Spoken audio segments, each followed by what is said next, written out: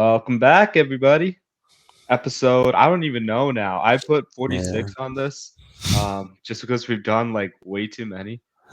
Um, who would have thought we got this far, Yeah. with all of our episodes? I'm just doing a quick dive in, and this is actually episode 44. So, Okay. um, slightly off there, but appreciate everybody constantly tuning in as much as you can. For the few that do, but um, we're always trying to grow this channel. Next week we probably won't have any podcast episodes with a week of Christmas. You guys can just relax, watch a couple of Christmas football games, basketball games. Mhm. Lots to get into now. I'm tuning into the Bucks and um, the Spurs are playing, and right now at halftime, the Bucks have 72 points. Spurs are at 59, so that's like a 13-point margin. Like Yeah. it's unlikely the Spurs will come back, but with Wemby, anything's possible. What says you, Diego? How have you been? Oh, I've been pretty good. I was kind of have a cold, but it's like weird. I've started to feel better after like one day. But I'm watching. What am I watching? I'm watching Pelicans Grizzlies. Jaw's first game back. They're down by. I think they got to within 7 now. It's kind of scary. Oh, whoa! Last time we Uh, talked, like off air, it was like 20 points. no, it was 13. I just thought it was 20 like when I was eating dinner. But I mean, they cut it down though. no, yeah, Pretty they've been kind impressive. of cooking. I mean, Ja is Ja. But I don't know. I kind of want the Pelicans to win. And I don't really like the Grizzlies like that. After How they're does all Zion super look since cocky. we've last talked about him? I mean, I haven't really been paying too much attention to Zion. I gotta look in that. Oh, you just got the ball. We'll see.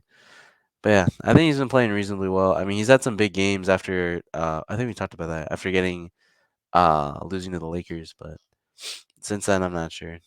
But yeah, Yeah, I know TNT had a segment about him. I'm behind on basketball, so I gotta check that out. But yeah. let's talk about Ja. As he Mm. makes his first appearance, what what do you expect out of the Memphis Grizzlies star point guard as I he mean, makes his first couple starts this season? what I expect, I feel like I just expect him to help this team out. They've also been really hurt by the injury bug. Luke Kennard. There's another guy. I mean, Steven Adams out for the season. Brandon Clark is also out for the season, if not like a little bit less. So they've been really, really thin, bench wise, rotation wise, and that's why they've kind of really faltered. But checking on the standings right now, there's some slight hope for them. I mean, they're they're in 13th, so they could kind of sneak into a playing spot if everything really turns around here with Ja. I don't know. We'll have to see how it all goes, but yeah, I think he's definitely gonna help them. He's gonna have energy. Oh, they don't have Marcus Smart. That's another guy they don't have right now. And Rose, right? Just taking a Yeah. look at the injury status. Hmm. Um, yeah, losing three guys over the course of Yeah. the past 3 days is not good. Hmm. But there's hope that Brandon Clark can return to Yeah. um, the the plays, Yeah. but I think it will take him a while. I wouldn't expect him back until like April or May. So you're kind of hoping like Ja can lead this team. Hmm. Um, with Steven Adams, is he Yeah. out for the year? This year? He's out for the year. Uh, Wasn't he out the last season? yeah. So you got. I think I don't know if he Wow. got injured again or they didn't fully like cure his injury the first time with whatever surgery he had. Oh wait, Ja just left the court for some reason. But anyway, yeah, that's a big deal, and I think it's a big deal, especially for Jaren Jackson Jr. Just because he's never played. I don't think he's ever played center on his own, and this whole season so far, he's been playing as that center. He's been scoring a lot. I mean, he dropped like 40 something on the Mavs. He's really been turning up his He's one, offense. in my opinion, he's like one of the best bigs in the league. Like when he plays up to his talent. Like he's kind of like he doesn't get talked about enough, but like he's a really, really good big. Ooh, The yeah. problem with him is like you need him to play to his effort level every time. That's Hmm. the issue with Jaren Jackson. Um, like the whole reason why the Grizzlies were dangerous because it was the combination of like John Morant, like Jaren Jackson, and then you have like Desmond Bain, Hmm. like as that third man. So I hear you. I think a lot of pressure is going to be on Bain and Jackson to carry this team. Hmm. If I'm the Grizzlies, I'm going to consider running a big lineup on this team, and I know that's like not like at least just until like the young guys start developing. Yeah, I I could see wouldn't that. mind going with like a Jaren Jackson, Biombo, Tillman lineup with Morant. Am I crazy for thinking that? Jaren Jackson, Biombo, Tillman. That's not too crazy. I could see that. I just think I don't know if you want Tillman over David Roddy, but I know because I think Roddy can shoot a bit better than Tillman, but I could be wrong. But still, John and Desmond Bain there will help the spacing. I think the biggest thing is because Ja's a okay 3-point shooter. Desmond's a good 3-point shooter. You just want to have space for Ja to drive, not have anyone they can easily help off with. And Jared Jackson's obviously a good shooter, but Bismack Biyombo is not. And also, Ja actually did just walk into the locker room now. He left the game. Oh my goodness. So, Do you know what the injury is, or you're just observing? no, just Okay. I saw him walk off, and then he was sitting on the bench, and then he walked all the way off to the locker room. So, who knows? I mean, the one thing with Ja too, I've always been worried about is, and it's because like I've been watching Derrick Rose Yeah, play. For him, like Ja's athletic feats are so like crazy crazy. when they work, Yeah. but like sometimes he has that same problem with Zion where like when he does like a dunk or like he goes up in the air, Hmm. he'll go up without a plan, I feel like. And sometimes he'll go in like unbalanced, Yeah. and that works against him like when he's playing against really good defenders. Because like what's your plan once you get hit and you're Hmm. like driving and you have to brace your fall? Like Yeah. that's very scary for me, like looking at Ja. I've seen a lot of hard fouls when I've watched him play, and until he knows like how to play the game, like similar to how like Derrick Rose Hmm. like figured out how to play the game strategically and pick his spots to be aggressive. That's the one thing that concerns me with Ja. It's great. It's great when he works, and Hmm. like he's clearly like the most like athletic point guard in the league, Yeah. or one of the most athletic point guard in the league. But that's my major concern with him No. because like Yeah. once teams get like a beat on what he's doing, all they have to do is like pack the paint to take away his athleticism, and Ja can hit it from 3. That's not an Yeah. issue, but, like, where he wants to be is, like, in the middle of the paint, like, making a Hmm. statement. Making Like plays. yeah, that he's a playmaker. He wants to be a Mhm. playmaker. And when you really, like, build a wall in front of him and force him, like, to dish it Yeah. out prematurely, like, those kind of things, like, I don't think he's ready to play that style of ball yet. Yeah. No, I agree. I think building a wall is somewhat effective, but when you have Jaren Jackson, when you have Desmond Bain, guys that can really hit threes, especially a big guy, that makes it really difficult. So I think just When they're especially this used game, correctly. When when yeah, when they're used correctly, yeah. yeah, I think this game is more of just like a start. Like this is just to see where they are. Taylor Jenkins will kind of like tweak it from there. So yeah, just something to think about. They definitely have time to make the play in. I think they're a good enough team to do that, but they're definitely gonna need some help and some just like working on themselves, like working and tirelessly, like kind of focusing on what they can improve because it's definitely been a horrendous start for them. Yeah, I'm kind of not too thrilled about their bench. I never have been. Like, I Oh yeah. love the fact that they went to get Smart and Rose to kind of like Mhm. backfill for Ja Morant. But even when like Kennard, Rose, and Smart were healthy, like I wasn't a really fan. Like maybe Aldama and Tillman, I Yeah. liked, but like the other guys, like Williams, like Roddy, like Zaire Williams, like Jacob Gilliard, like Mhm. these kind of guys, like I don't know. I feel like you needed some more like mid-level players Mhm. to kind of really round out that roster, and I don't think the Grizzlies did enough in that. So like it's tough for me to project their season like Yeah. confidently when you see like the Oklahoma City Thunder Yeah. thriving. They're doing Like stuff. the Jazz just showed what they could do last year. The Mhm. Rockets looked really, really good until like Adoka and who Brooks. was it? Dylan Brooks got fined yesterday. Mhm. So like, there's a lot of up and coming teams already, and like the Grizzlies were an up and coming team. I just don't know that this season they like strategically built their roster the right way to handle like a jaw suspension and these injuries that have occurred now. Yeah, I think the biggest thing is they've traded away was Tyus Jones. Yeah, Tyus Jones for Marcus Smart in That that was yeah, an that interesting was trade for them, for the Grizzlies. yeah. I wouldn't have done it as a Celtics like a team, like trading away Marcus Smart because he's kind of like the backbone of that team. But like Yeah. the Celtics had a plan for like how to backfill that and like Hmm. build around their team. Like Tyus Jones is kind of the similar vein for the Grizzlies, where like he is really like one of the best point guards in the league that should be a starting point guard Hmm. when he was playing on that team. So yeah, I wasn't too thrilled about that move either. Yeah. Yeah, I mean, with Tyus Jones, many things would have been different in this period without Ja, but who knows? Like, no one's ever gonna know that. But yeah, he was a huge part. He was probably easily the best backup point guard in the league. So that was pretty big to lose him.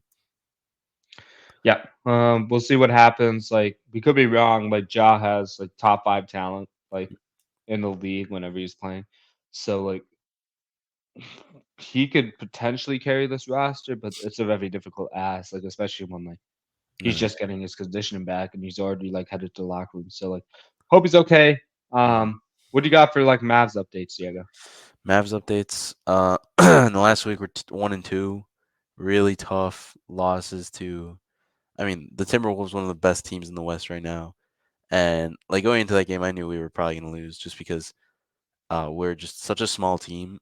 I struggle to think of like other players besides Derek Lively that are over like 6'10", and it's really tough to, especially against the Timberwolves, and then yesterday against the Nuggets, two teams that are really large that we really struggle with, especially on rebounding.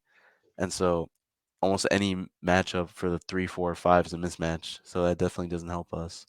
But the bright side, beat the Portland Trailblazers. It got kind of close. Luka had to play a lot of minutes, but he dropped a lot of points. That was the bright spot. But I think I just don't like the Luka Harden uh like offense, the heliocentric him just hold the ball. Like he can make the, like I've said this before, he can make those shots and whatnot, but I just feel it very difficult to have just one guy holding the ball all the time and have all your other guys just kind of sit there waiting for a pass. But What do you think about Dante Exum though? Dante Because Exum, ooh, he's been cooking. He has been playing a different kind of ball, and he's, especially with Kyrie out, he's been the like starting point guard we've needed without Kyrie, obviously. So I he's feel been. like I've always liked his game when he was on the Jazz, Hmm. but like he always has like he's not gonna be like the shiniest guy, but he's always gonna make the right play on the court. Yeah. And he's always gonna like pass this to the guys that need to be like get open. So Hmm. like I really like him. Um, but have you noticed anything that's like other than what you just mentioned, where like it could help like this Mavs offense find itself?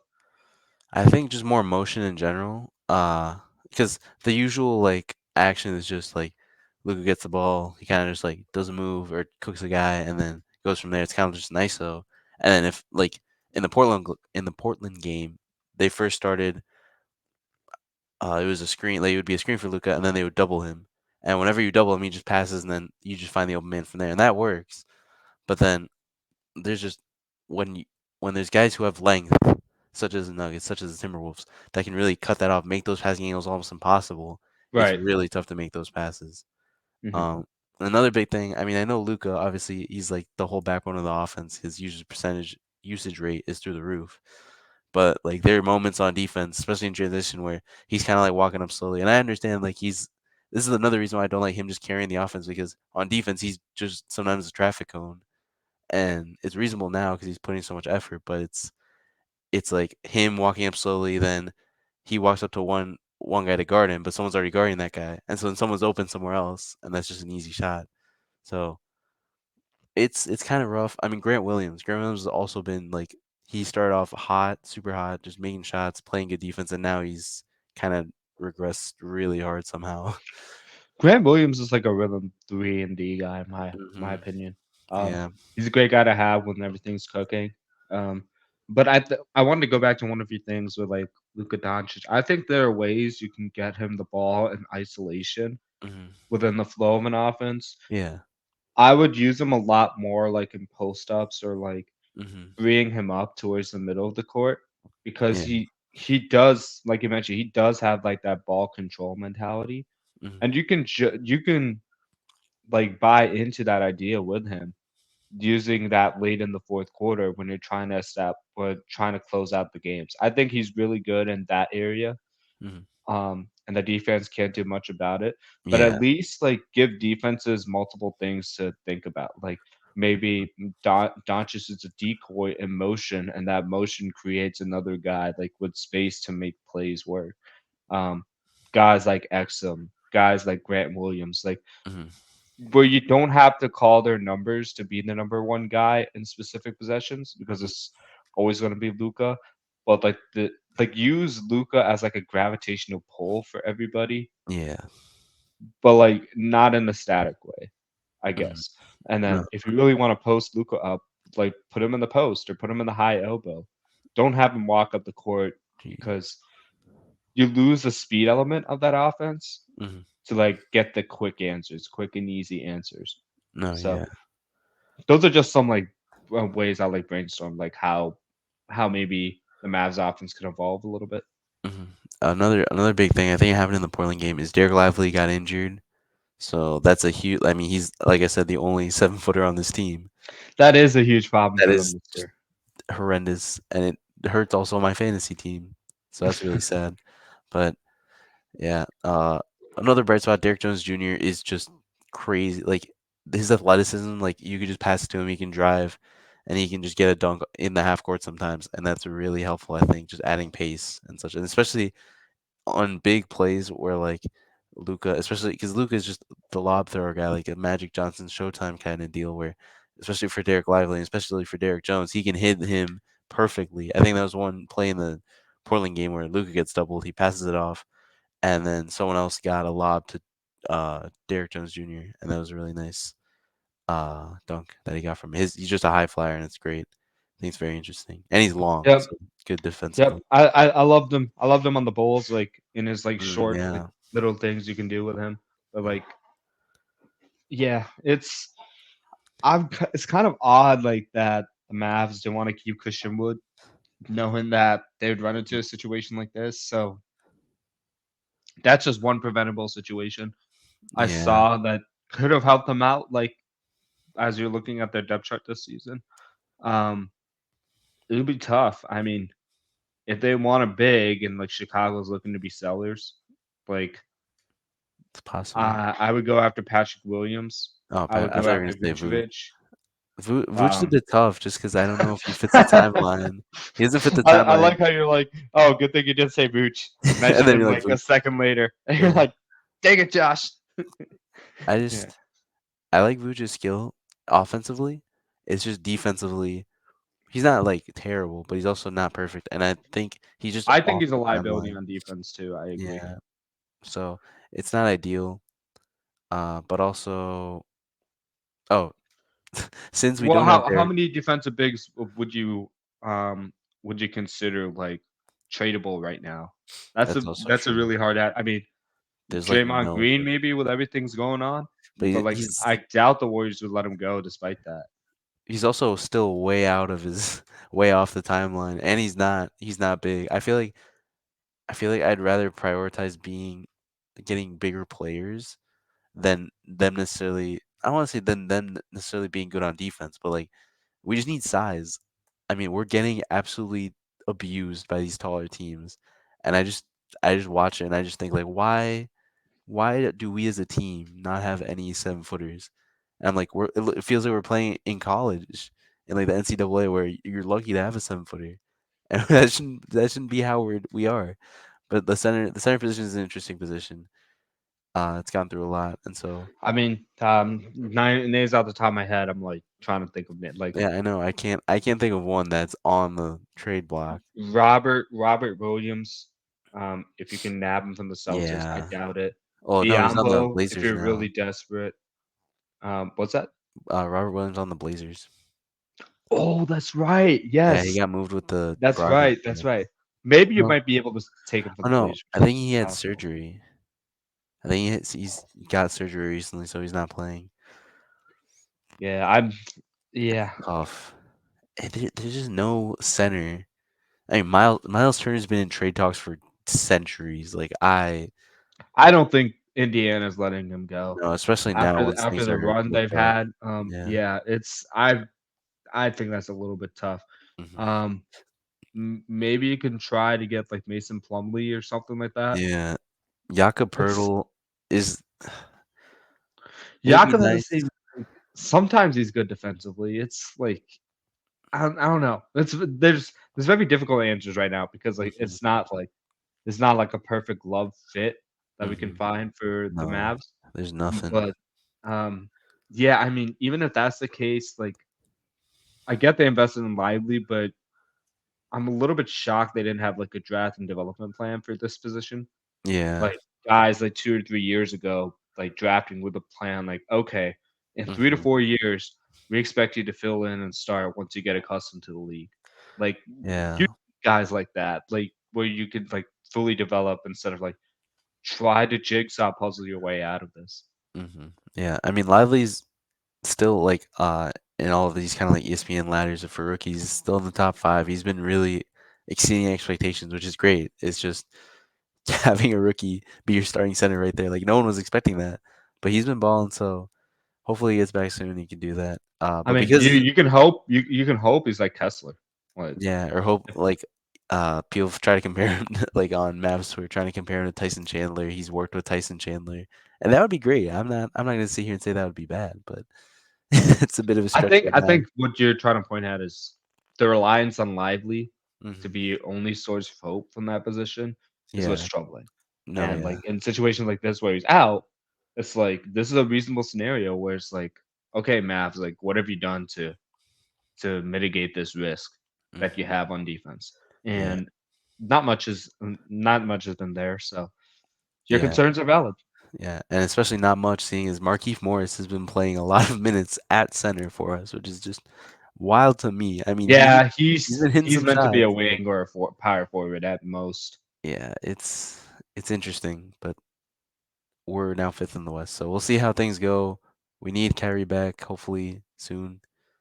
Derek Lively should be back soonish. I think he's about to be out of a boot, so we'll see. Mhm. All the best. Thank Um, you, thank you. Nuggets and Thunder. I know you watched this game a ton. Yeah, it was. I watched kind of the end of it. I think a bit just like I just remember seeing the Nuggets shoot that last shot. They try to play like a prevent offense, just taking time off the clock, and They try to make that last shot. They completely miss it. It wasn't an air ball, but just Shea gets the ball, and I'm like, this is his moment. This guy's been balling. There's no way he's not taking this shot and he's not winning this. Like I just knew when he was walking it up, and I was like, I'm so happy I'm watching this live. And he just and it wasn't not an easy shot at all. He gets the ball, dribbles down almost into the paint, spins over his I think left shoulder, and he's a righty, and so he kind of like shoots it, kind of clutches a little bit, and then just actually shoots it off. And it was God, the way he made that shot was just something else, man. It was beautiful, and I think it was a good punch in the mouth for the Nuggets. Just being like, yeah, you got to be on your game, especially against. I think Shea is just really on a different level this year. He's absolutely unstoppable in the clutch, especially. I've seen the Thunder too, just as a whole team. I mean, I've seen them play really well in the clutch, especially in overtime when they've needed to. So the Thunder are really And that serious. being said, he had 25 points. It's not like he just went in Yeah. there and like shot the ball a ton. I Hmm. mean, he had the same amount of shots as Jalen Williams. So like Hmm. I look at that and he's doing this without like making any threes. Yeah. Like I think the biggest thing that stands out to me is like he's doing this in the function of the offense as well. Hmm. Look at his 8 assists. And the other stat for like comparing like the Thunder and the Nuggets that really stands out to me is the 9 blocks the Thunder had. That Yeah. is absolutely insane. Like, how many blocks did Chet have? Chet had Yeah. Like eight blocks. Wow. he's a defensive menace out there, and it's something else. I mean, he's just doing everything. He's hitting threes really well. I think he's playing extremely well as a rookie. Oh, quote unquote rookie. It's his rookie season. I Yeah. consider it. Yeah. Hmm. Um, and I mean, got your average Joe. from coming from the bench, doing really Hmm. nice with threes.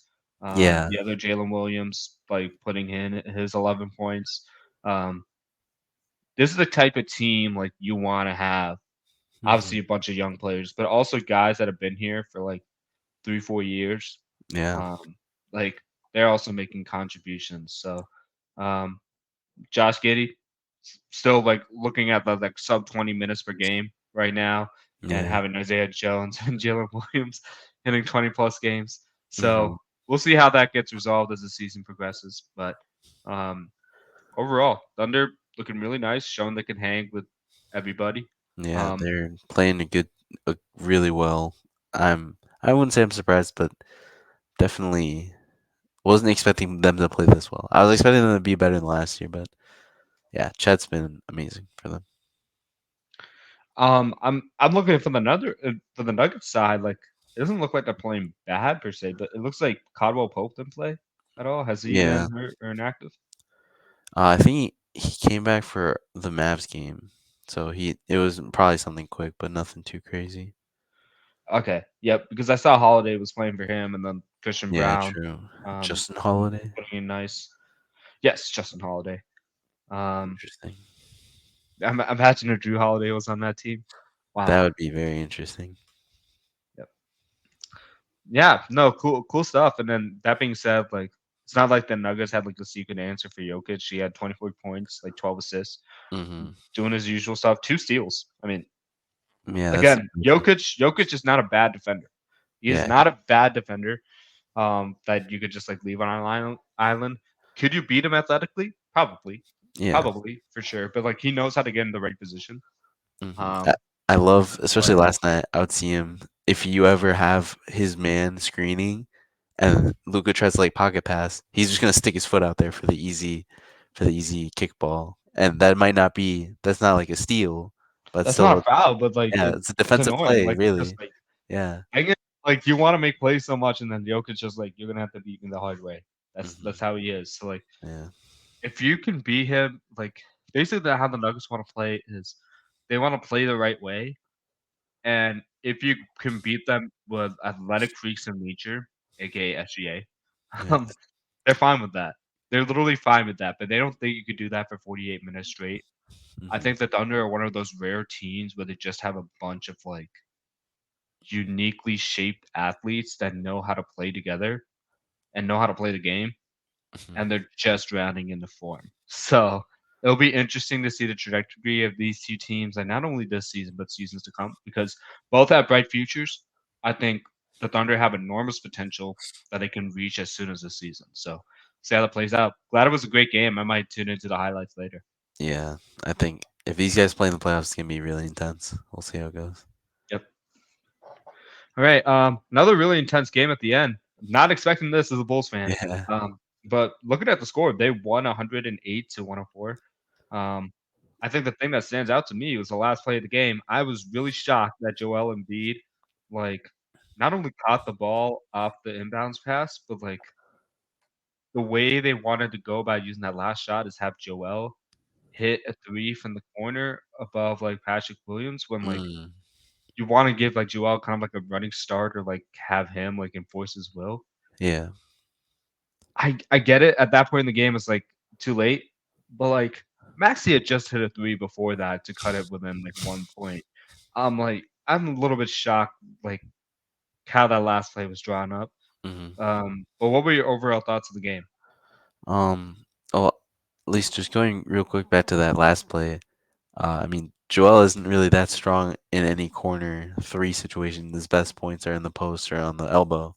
So yeah, that is kind of confusing why they didn't get it to him there. I mean, he could just make a shot. Oh, they need. I don't know if they needed a three there at the end. Maybe they need a three to win it. Or no, no, no, no, no. They were down by four. Yeah, it was 108, 104. They So I did think need a they're just three. trying to get a three to get within like Yeah, and then salvage shot for another chance over the three. yeah, and But they're not gonna double Embiid in the on the elbow, so that makes sense. But yeah, just Kobe White had a game. He's been kind of warming up recently. DeMar DeRozan also making nice mid-range shots. This was definitely an interesting game. I mean, I was happy. I just don't. I don't want to say I hate the Sixers. I just don't like how like Embiid. has been playing kind of like foul merchant, as we've said before, free throw merchant, and it's like, and I actually watched like part of this like JJ Redick podcast where he compares like the amount of free throws like Embiid takes comparing to like prime Jordan, prime Kobe, prime Shaq, prime Wilt, whatnot. I may not Wilt, but um yeah, just that he's not the only one in history to have done this, but it's just the way he does it. He just kind of like flops around, dives around, and I feel like on his last shot, that was kind of more of a feasible shot in the paint where he kind of shot it, let it go or whatever, and missed it. Like I felt like he was trying to bait a foul there, and that's what I don't like about him. He seems like he's trying to bait those fouls, but I thought overall good game for the Bulls, and they hung in tough. In the fourth, it was getting close. In the fourth, I honestly thought like they might not have this. This could be gone right here, but they pulled it out, and it was definitely tough for them. So good And work they for did them. this without Levine. Hmm. Really impressive there. Um, yeah, I mean, I'm looking at Kobe White's stat line. He actually Yeah. shot 2 of 6 from the 3-point range, which is surprising because he's known as a streaky 3-point shooter. So the Hmm. fact he put in 24 points, Yeah. where like 2 of them were threes out of the 6 attempts he had was really impressive. One block was Yeah. also really, really impressive. Um, Yeah. I think two, that might have like been him with Io if on you it. if you told me the Bulls won this game where DeRozan was the third leading scorer and Levine's not playing, I would have been shocked. Yeah. Um, Juge had a great game offensively. It looks like. Hmm. Um, I'm sort of shocked Embiid had 5 fouls drawn at this point in the game. Um, like Vooch had 4 fouls drawn. I feel like this is another case where Embiid could have been a little bit aggressive because he took. If you look at the stat line, he took 6 threes on the game, Yeah. 9 free throws, 28 field goals, like attempted. I'm looking at that and I'm like, I would expect the free throws to be higher, the 3-point shooting to be lower. Mhm. Um, and the field goals is kind of like what you expect out of a player Yeah. like Embiid, but like I think the way that that shot was distributed, like, is kind of like having a negative impact on like the Sixers' success on offense. Like again, teams would rather have Joel Embiid shooting threes than like dominating in the post and like taking their will almost. And Yeah. like you have to be like the stats are great where it's 3-point based and like guys can do it, but Mhm. it's also like how do I emotionally affect the game? And I think Embiid's not doing a very good job with that. And that being said, he had 40 points. So like Yeah. he's putting up crazy stats. But I think the way he puts it is not ideal. So I think Nurse can definitely correct this. Like he seems like a coach that's used to adjusting. So I'm not too worried about this, but like if you're looking for reasons why the Sixers lose, this is like a formula. Like Yeah. make Embiid beat you from the outside and don't let him like take your will like inside the paint. Yeah. Yeah, it's pretty reasonable. I mean, he's a good 3-point shooter, but I don't know. You just kind of force him to do that. That isn't necessarily his shot. Big, especially because if you keep him out there, make it as easy it doesn't make it as easy for him to like pass to Maxi for wide open threes. That's a big thing, big part of their offense. Just Joel in the post or Joel inside the 3-point line. The other team doubles, Maxi's wide open. So might help get shots away from Maxi as well if they do. If you make Joel Embiid stay outside, but he's also huge, so there's not much you could do when he puts it in his mind to get in the paint. Yeah, and I mean the other thing that where like Embiid can have an effect on the game is I also look at the amount of offensive rebounds the Bulls had. They had 2 more than the Sixers, even though the Sixers had 4 more rebounds. Yeah. So that's another case where Embiid could be really effective in limiting the opposing team's offensive rebounds because he Hmm. has the size to do it. All has all the potential to do it. Yeah. Um, but it's just a matter of like Actually, actually doing it with the effort based. It's like a lot of these things are correctable with effort. yeah. So that's why I'm not too worried about like how the Sixers are looking right now, as how Embiid is looking right now. You just Hmm. gotta use them in the right way. I think Nurse, who's like a Super Bowl winning coach, Yeah. sorry, NBA champion coach. Yeah. You know what I was trying to say here. No, yeah. um, NBA champion as a coach with the Raptors. He's used to adjusting. Like we've talked about this on the podcast with how he's adjusted schemes play teams like the Warriors, how he's used to moving guys around and like defensive personnel. That's like his specialty. Mhm. So again, like great that you held like a team like Chicago to 108 points. Yeah. But like the way you generate your offense in those situations, you can have even greater defense with your offense by like being playing bully ball almost because you have a bully. Yeah. No, Just use him right. he's built like a refrigerator. He's just gigantic. Hey, I love your fridge reference there on the one they played Chicago. Like Mhm. Perry the fridge. Oh yeah. Yeah, the cool stuff there. So I mean, yeah, I'm not too worried about the Sixers. They're still like 18-8, I want to say now. Yeah. Um, they're gonna finish high in the Eastern Conference. They just have to adjust a couple things, but um, yeah, um, I'm thoroughly shocked by this as a Bulls fan. Could they make a run? Yeah, they're a couple games out of like the last play-in spot, Yeah. but I'm not like counting Hopeful. on it on the way they play this season. But Yeah. who knows? They have the talent to do it. No, it's definitely possible. I think a big thing for the Sixers is just trying to get home court advantage throughout the playoffs until the finals. Uh, that's obviously their goal to get to the finals, and to do that, you want to be the best team in the East. So, and they can do it. Uh, the Bucks and the Celtics are gonna be tough to beat on that, but they it's possible. I can see it happen. Yep. Um, how's the game update look for the Pelicans? It got close. Pelicans are only up by 4, 102-98. Any job updates? Oh yeah, Josh back in. He's balling. Nice. Yeah, so he's chilling. Nice. He's just giving us a little scare there. Okay, Yeah, I cool. guess. Yeah, I mean, Bucks look like they're gonna run away with this one. Towards the end of the third, they're up by 24. On the Dang. Spurs, Spurs made it pretty close. Like it was a 9-point game towards the beginning of that third quarter, but Hmm. I think as we was talking, the Bucks ran away with that. Um, we'll see what happens. But I kind of expected this for the Spurs. It's going to be like a slow start to the year Yeah. as they try to figure out what they have in Femby and how to best build around him. But Mhm. um, you might see flashes here and there from the team, Yeah. just because like Wemby's that special. But yeah, I mean, Bucks are one of those teams that like they can make a run to the finals this year with all the pieces they got. So I'm not surprised by the outcome so far. No, yeah. They're definitely a top team. Alrighty, guys. Then that's it for us. Yep. Thank you guys so much for watching. You can follow us at amon.a.mission, Yes, just like I sir. said. Oh wait. Yep, it's right Got there. it. Follow Diego's pointer there. Um, if you guys have any questions, comments, or concerns, you can either tag us there in the comment section on the Instagram or in the comment section on the YouTube where this episode will be uploaded to. Next week, like I mentioned at the beginning of the podcast, we are probably going to be off due to Christmas break. So hope you guys enjoy the holidays, however you celebrate. We will see you during the new year and get ready. We have a bunch of fun topics waiting in store for you guys. Yes, sir. All right. Talk See to you you guys soon. later.